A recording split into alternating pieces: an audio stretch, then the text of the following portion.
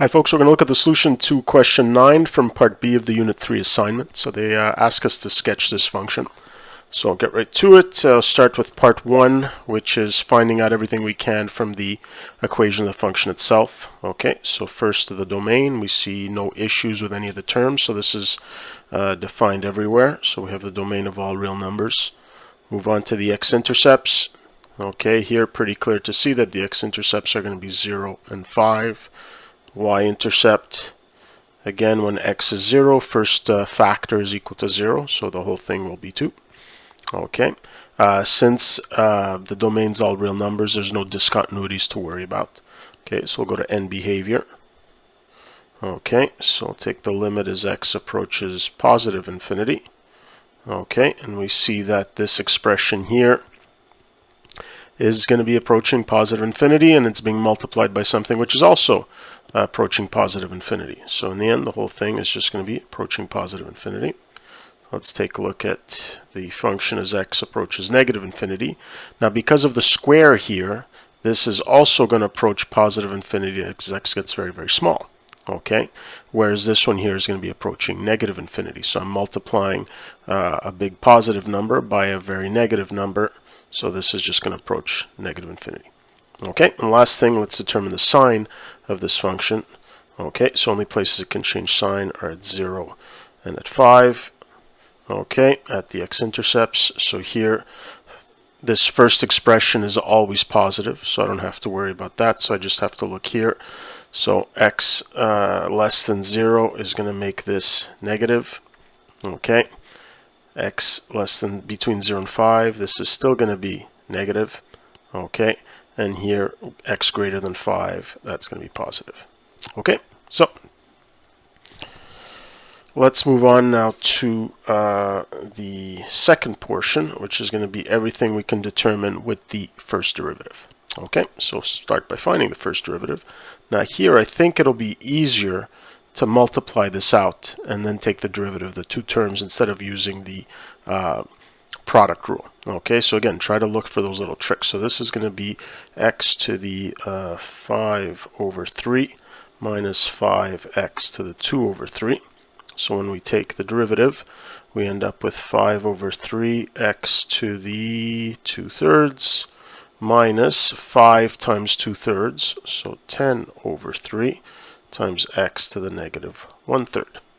Okay, now again, good factoring tricks when you're working with exponents that are not integers is to factor out the smaller of the two exponents. Okay, in this case here, the smaller is going to be negative 1/3.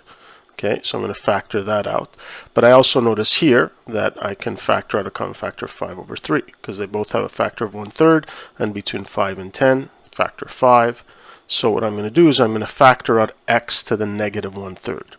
Okay, so what happens when I have x to the 2/3 divided by x to the negative 1/3?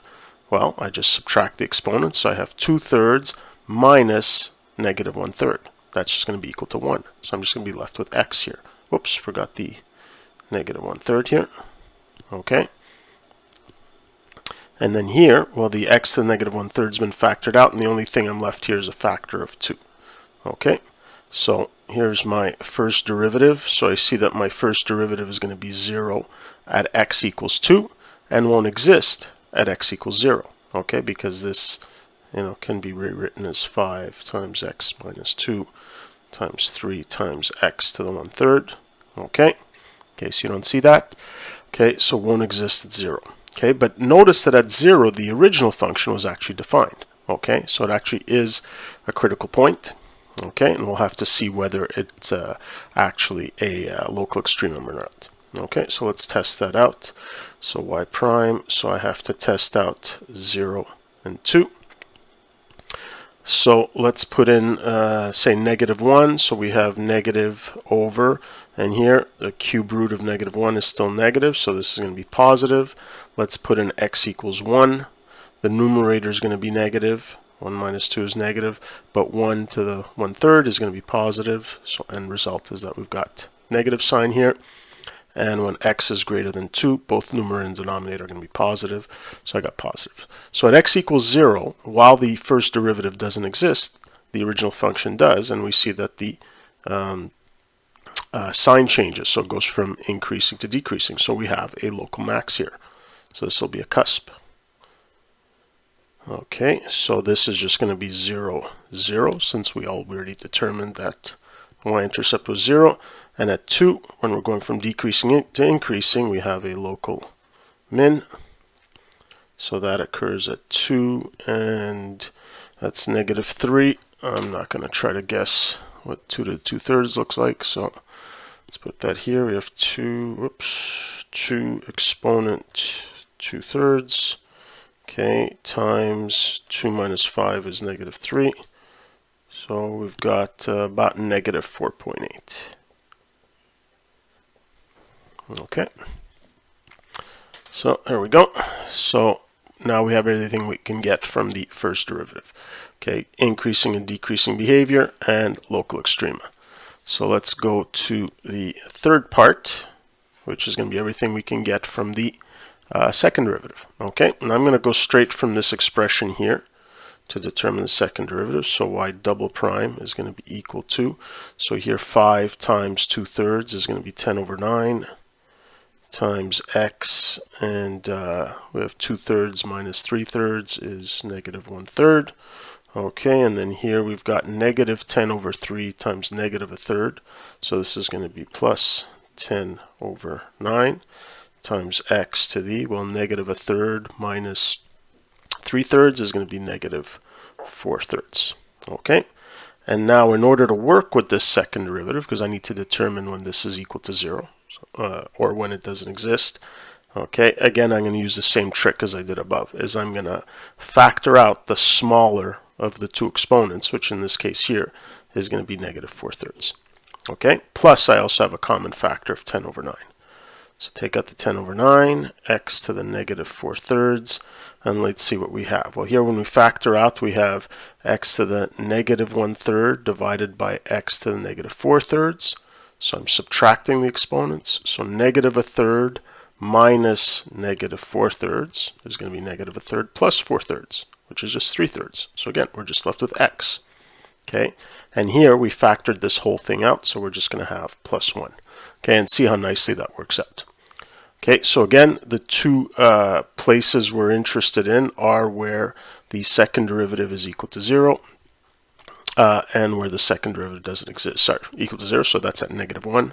And where it doesn't exist, since this is negative 4/3, it's going to be at 0. Now, we already know that there's a local max at 0. Okay, so we know we're not going to have a point of inflection at 0, but we still want to test it out in order to determine the concavity. Okay, so I'm interested in negative 1, okay, and 0. Okay, this is where the second derivative is 0. This is where the second derivative doesn't exist. Okay, so let's test out the sign. So again, here this is always going to be positive because of the exponent 4 in the numerator. So I don't have to worry about that. I just got to worry about this part. So if I stick in negative 2 plus 1 is negative. Okay, and then here stick in, say, negative 0.5. Negative 0.5 plus 1, that's going to be positive. And of course, for greater than 0, it's also going to be positive. Okay, so this gives me the concavity of the function, but I see they also have a point of inflection at x equals negative 1. Okay, so let's stick that into the original equation. So here, negative 1 to the 2/3, well, that's just going to become positive 1 because of the square. And then I've got negative 1 minus 5 is negative 6. Okay, and so there we have it. So now we have all the information that we need to sketch the graph. Now, I guess I should have printed out something with a Cartesian plane. Didn't do that, so I'll have to wing it here.